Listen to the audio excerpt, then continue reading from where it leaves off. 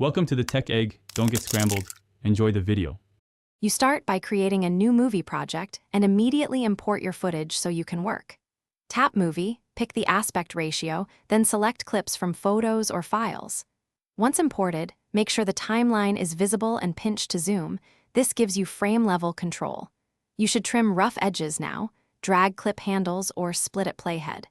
Doing this first reduces later rework and speeds editing, so get the basic sequence in place before moving to refinements. Once your clips sit in order, refine them with trims, splits, and the precision editor for seamless cuts.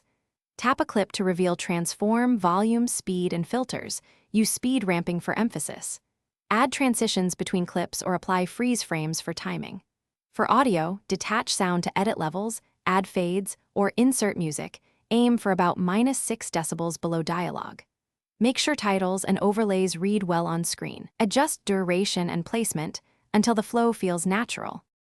You finish by previewing the whole movie at full size and checking audio balance and captions. Tap Share, pick resolution and frame rate, then save video to export. Higher quality means larger files. Once exported, verify playback on your device and in target apps. If export fails or hangs, first restart Imovie, free up storage, and try again. If that fails, update iOS and Imovie or export at a lower resolution. This step-by-step check prevents corrupted files. Thanks for watching. Consider subscribing if I helped unscramble your problems.